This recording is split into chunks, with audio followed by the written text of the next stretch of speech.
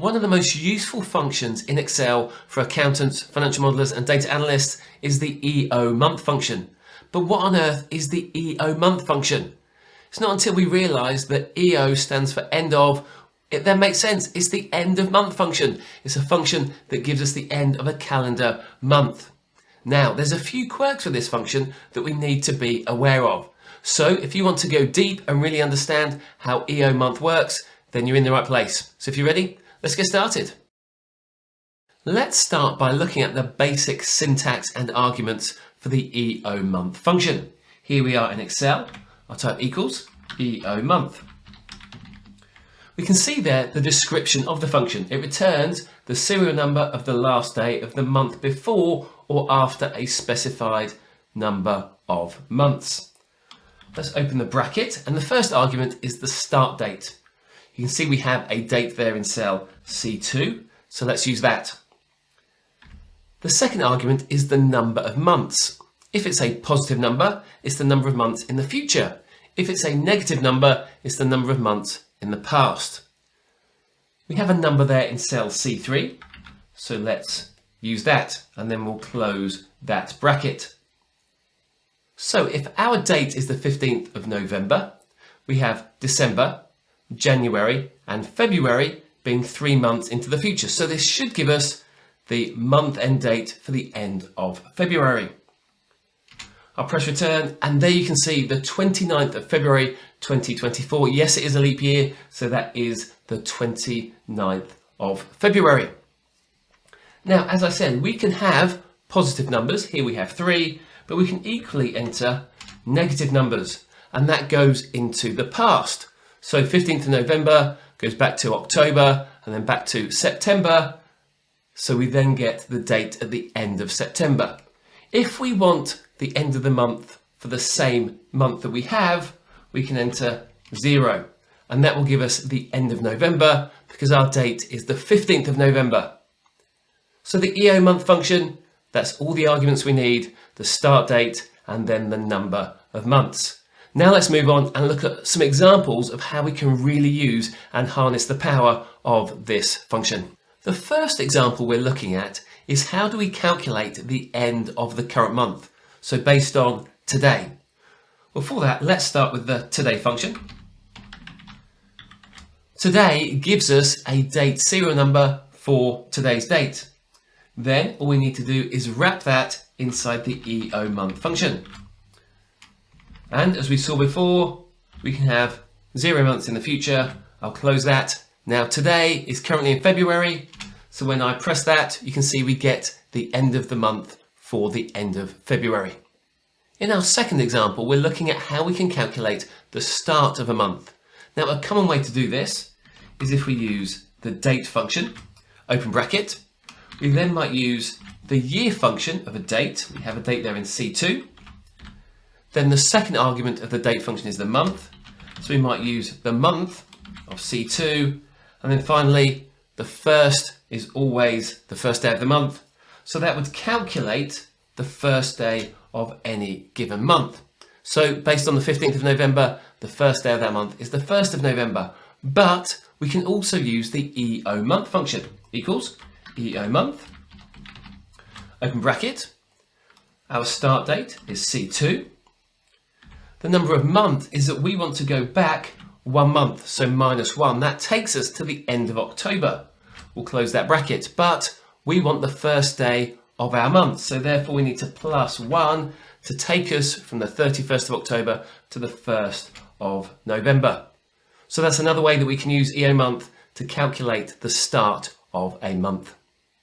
We've already seen that the first argument of the EOMONTH function is start date, and that should be a date serial number or a date from a cell. However, we can also enter text here, and Excel will accept it provided it can convert that text into a date. Let's take a look at an example. Equals EOMONTH, open bracket. And now in text, let's enter 2023 of November, and then the 15th. So that is our start date as text. That's in double quotes. And now let's say we want to go 3 months into the future. We'll close that bracket, press return, and that calculates a value even though that first argument was text. So it does need to be in a format that Excel can understand. Now we need to be careful of this because of different regional date formats. Let's suggest that we change this date so that the date is 02-01-2024. Now I'm in the UK, so therefore we have January, which means 3 months into the future is February, March and April. However, if we were in the US, the month and the day are in the opposite order. So therefore, this isn't the 2nd of January in the US, it's the 1st of February. So because of that, this formula will calculate a different result depending on where the person who is looking at this spreadsheet is from. So we need to pay really close attention if we're going to use this date format inside our EOMONTH function. Entering a date explicitly into a function can be quite difficult because Excel doesn't always understand that we're working with dates. Therefore, the best option is to use the date function. Let's take a look. EOMONTH. And then if I want the 15th of November 2023, I'm best to use date. Then it will be 2023, 11, 15, and that will give me the date for the 15th of November. Then I can adjust that by 3 months, close that bracket and press return. So that is the easiest and safest way to get a date explicitly into a function. If our financial year is not in sync with our calendar year, we can use the EOMONTH function to find out the month number based on our financial year. Let's assume that our financial year is the end of August. Okay, let's start with our EOMONTH function. So EOMONTH, open bracket, and then let's use date. And let's use 2023, November, and the 15th again. Now, if our year end is August, that should be period 12, but it's only the 8th month. Therefore, we want to uplift our date by 4 periods. So that means August would then become December, or in this case, November would become March. We'll close that bracket and press return. Now that's just a date serial number, that's fine. If we now wrap this in the month function, we'll see that that calculates as 3. And that's because November is the 3rd month. September, October and November. So we can use the EOMONTH function to adjust our financial year into a calendar year and then calculate the correct month for our financial year. We can use the EOMONTH function inside other functions. So for example, with SUMIFS, we might be able to calculate the sum of an entire month just using a single date. Let's take a look. I'll type equals SUMIFS, and we want to sum all the values for the 15th of August or the month of August. So we need to select all the values. Then the second argument is the dates, and we want the dates where they are bigger than the EOMONTH, open bracket, of the 15th of August, but we want to -1. So the month before, so bigger than the 31st of July. So therefore the first date will be the 1st of August. Let's close that EOMONTH. Then the second argument we want is where that same date is less than or equal to the EOMONTH of that same date of the 15th of August. And for that we want 0 months. Close that bracket, close that bracket. So now that gives us the dates from the 1st of August to the 31st of August.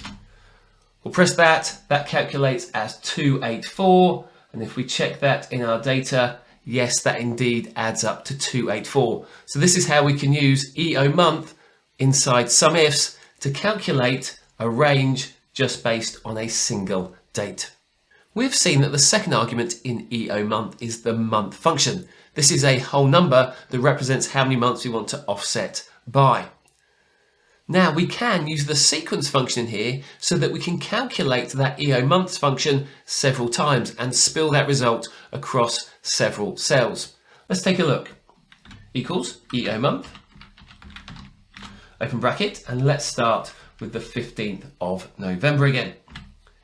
So for this months function, we're going to use sequence.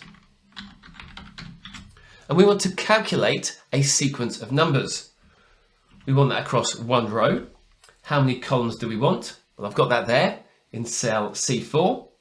And what number do we want to start with? We want to start on the number 0. And let's say, just because we can, we want to step one number each time. We don't need this argument technically, it will default to 1, but it'll make it clear what we're doing here.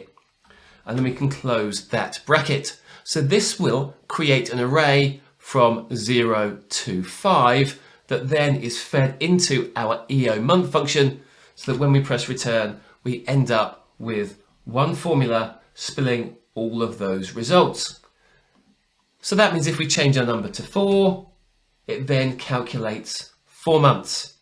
So we can use sequence inside EOMONTH so that we can spill multiple calculations across many cells. There's another way that we can spill the results using the EOMONTH function. However, this does take a little workaround because the function doesn't operate quite how we expect.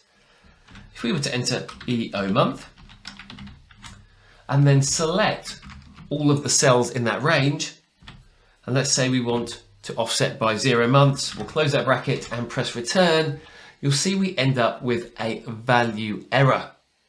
So it seems like EOMONTH can't spill in the right way.